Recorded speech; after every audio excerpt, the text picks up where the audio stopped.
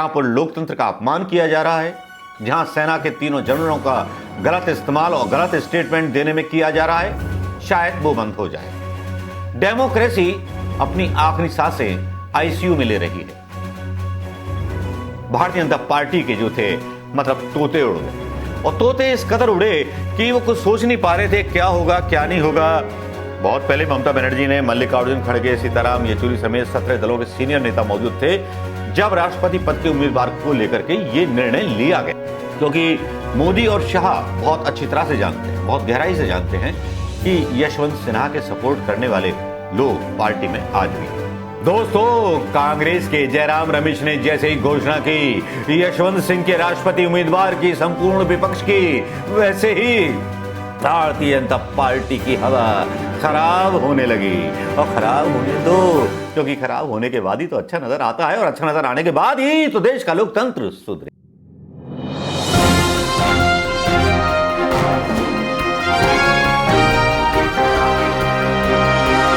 दोस्तों नमस्कार, मैं मनोज कुमार शर्मा एक बार फिर आपके बीच में। दोस्तों, एक शेर है हमारे धर्मेंद्र नारायण साहब का, जो हमारे ट्विटर पर मित्र हैं। लिखते हैं कि मित्र सा महकूं ये आरजू नहीं है, तमन्ना है कि मेरे किरदार से खुशबू आए।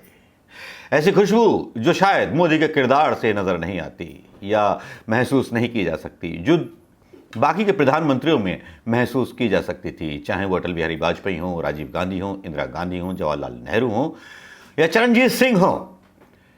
इन सब के किरदारों से एक महक आती है जिन्होंने अपना एक जॉनर बनाया है। लेकिन प्रधानमंत्री मोदी जी ने जिस जॉनर को अपना बनाया था, वही जॉनर हाथ में डंडा लेकर के चौराहों पर आज अग्निवीर बन करके, अग्निवीर योजना का विरोध करके चौराहों पर इनको ढूंढ रहा है। लेकिन इसी बीच एक और खेल हो जाता है। खेल करने में तो प्रधानमंत्री मोदी जी डमरू बजा करके खेल का जो है पूरा सेट ही बदल देते हैं। एक चीज से आदमी निकलता नहीं है, दूसरी चीज में जो है मशगूल हो जाता है। चलिए इस मशगूलियत पर बात करेंगे। आज सुबह से एक खबर चल निकली जिसमें कहा जा रहा है, दावा किया जा रहा है कि महाराष्ट्र सरकार कभी भी गिर सकती है। एकनाथ जो हैं 25 एमएलए शिवसेना के लेकर के गायब हैं। जी हां, ऐसा दावा किया जा रहा है। ब्रेकिंग न्यूज बताई जा रही है कि एकनाथ शिंदे को मनाने की कोशिश नाकाम हो गई है। सूरत होटल से बगैर मिले ही लौटे शिवसेना के नेता, और ये 25 नेता जो हैं ठीक उसी अंदाज में जिस तरह से मध्य प्रदेश की सरकार गिरी थी और कर्नाटक में रखा गया था और फिर कोई लेके नहीं आ पाया था, उसी तरह से सूरत में इनको कैद कर दिया गया है, इन शिवसेना के बागी विधायकों को। और ये पता है नारा क्या दे रहे हैं एकनाथ शिंदे नारा दे रहे हैं कि बाला साहब ने तो कट्टर हिंदुत्व सिखाया था, अब हम इनके साथ नहीं रहेंगे।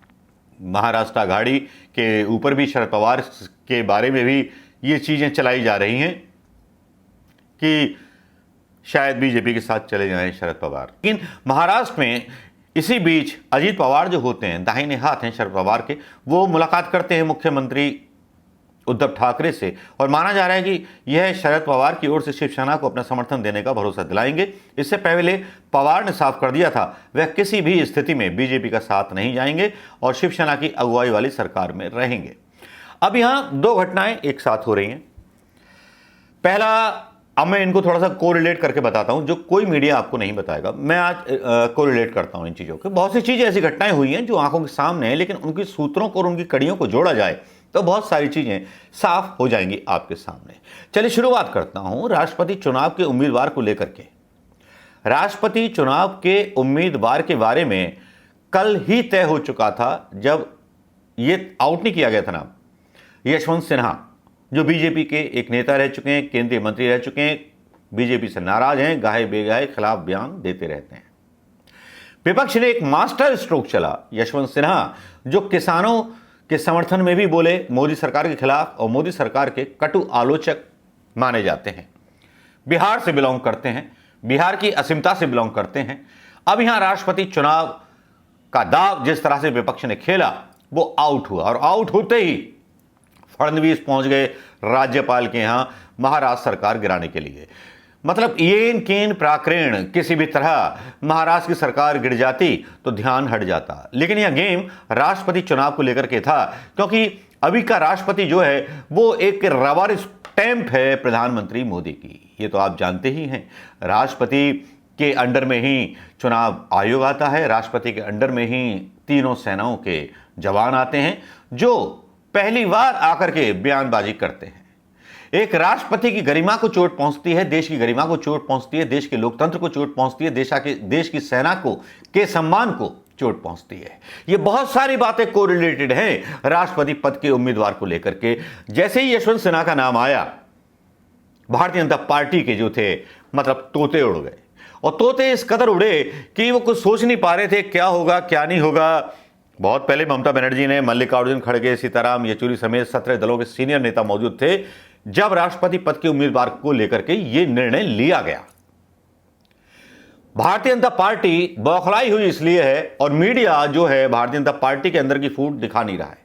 बाणू गांधी खुल करके बोल चुके हैं, और एक विधायक मंत्री उत्तर प्रदेश में अग्निवीरों को समर्थन देने के चक्कर में अरेस्ट किया जा चुका है योगी जी की पुलिस के द्वारा। इसकी चर्चा कहीं नहीं चलाई गई, आज कहीं नहीं बताया गया।